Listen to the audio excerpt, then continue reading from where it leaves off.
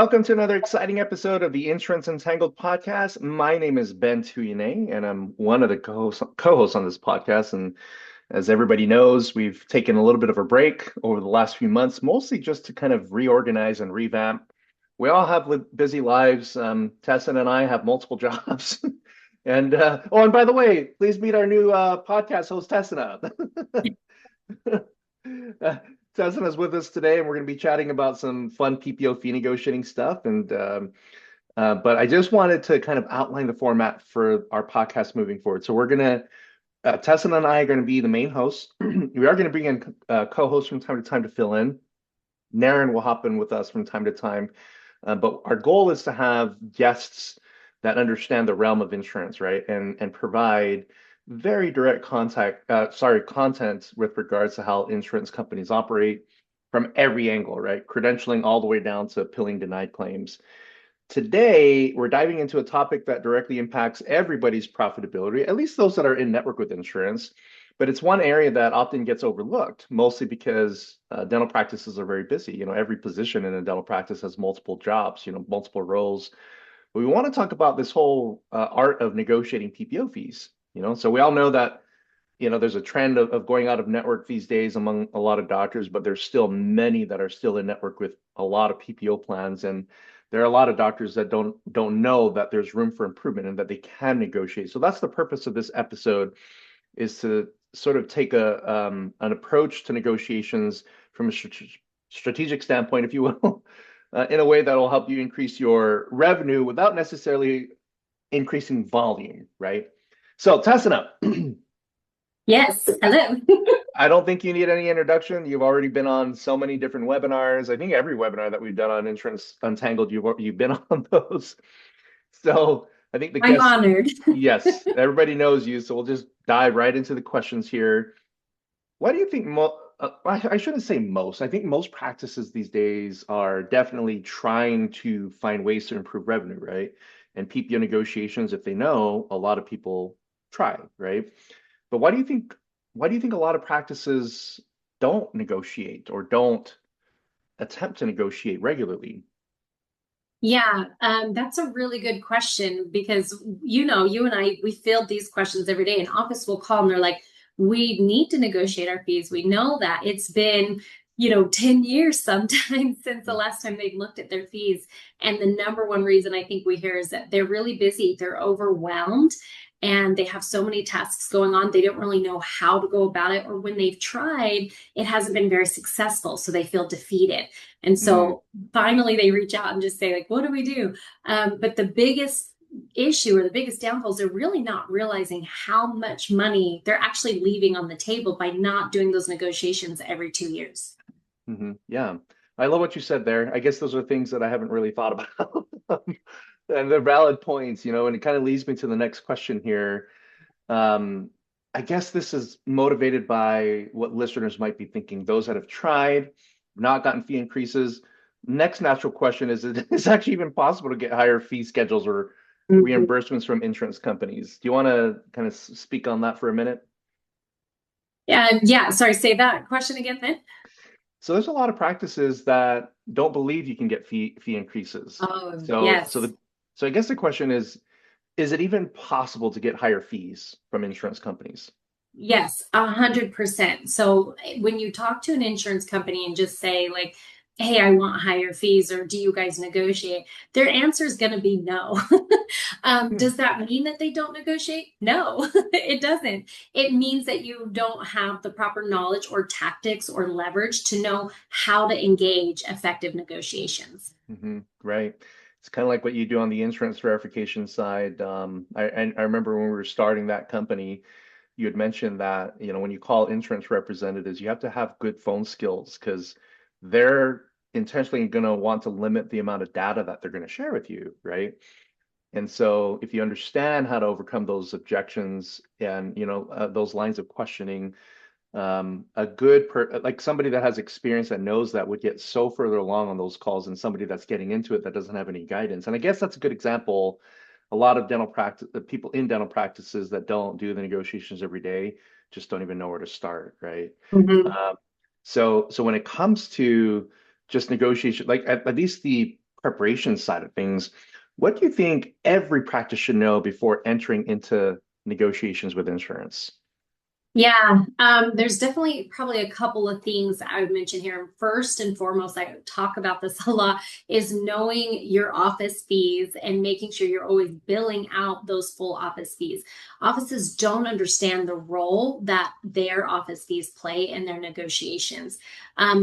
Tracking and understanding the write-offs as well, how much write-offs you're taking per insurance company. We need to evaluate that relationship with each of those PPOs.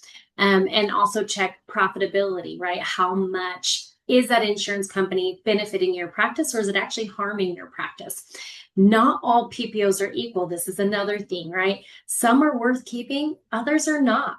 Having that non-emotional assessment to decide if this is a good business relationship to have. This insurance company is saying, hey, we're doing the marketing for you. At a 50% write-off, please don't market for me. That's not a good marketing percentage. Right. Right. And then preparing everything in place, having those numbers ahead of time, how many patients you have on those plans, what your write-offs are looking like. Is this a good relationship you're willing to keep or not willing to keep? When you go into that negotiation phase, you want that leverage to show that to them, that they're not benefiting their relationship isn't benefiting your practice, and you are prepared to go out of network if those fees are not reasonable, to change the relationship. Wonderful. Great answer there. I think that's pretty good guidance in terms of how to view these things, and I guess, the final question that I have is regarding impact, right?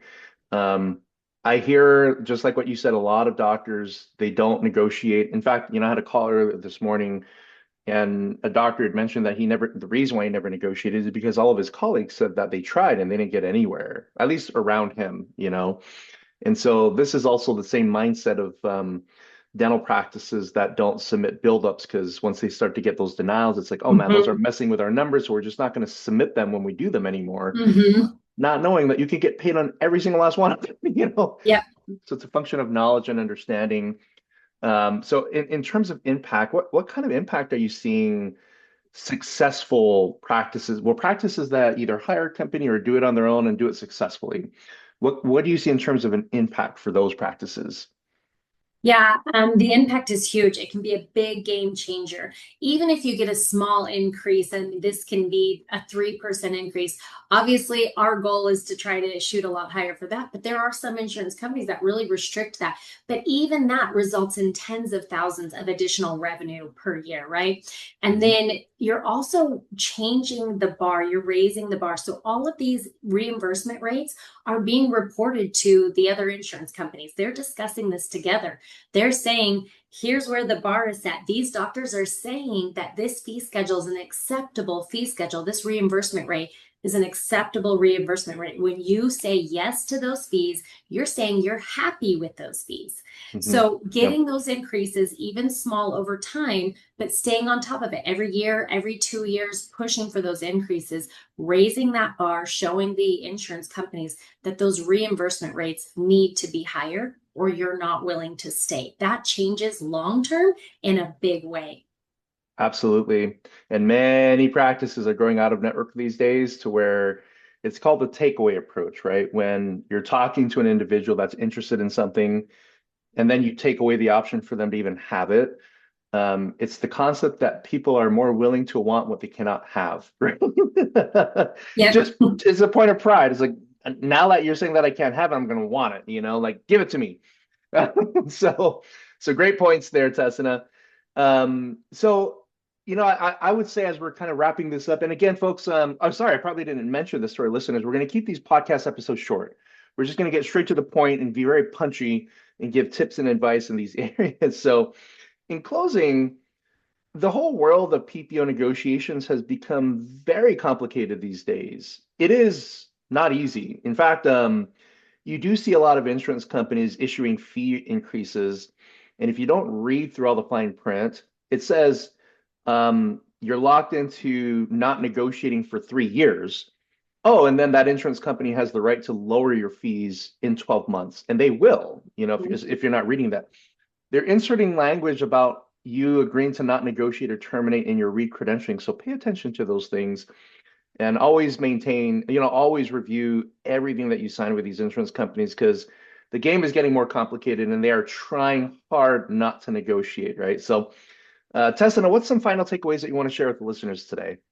Yeah, definitely. Obviously, if you're not negotiating your PPO fees, then you're accepting less than what your practice is worth. So get started right away. Start with that data, build your strategy, get that leverage, and take those first steps in reaching out to the correct people to contact, which start with the provider relations or ask for the network recruitment, and then just start that process there, and you'll find your way through it.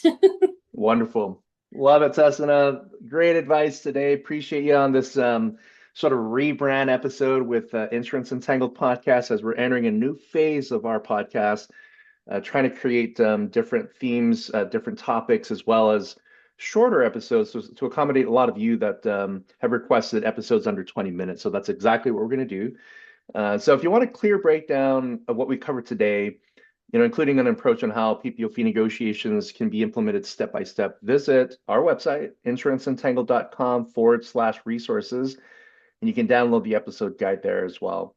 So, for us, it's not about giving you information. We want to give you resources so that there's value with you being a listener of our podcast. So thank you again for joining us today on another amazing episode of this podcast, Insurance Untangled, that is. Check out the website, insuranceuntangledcom, for all the things that we're offering, including our upcoming webinars that we host every quarter. You can visit our we're on Facebook as well, Insurance Untangled, or YouTube, where you can see the video version of this recording. Until we meet again next time, folks, we wish you all the very best of success. Take care now.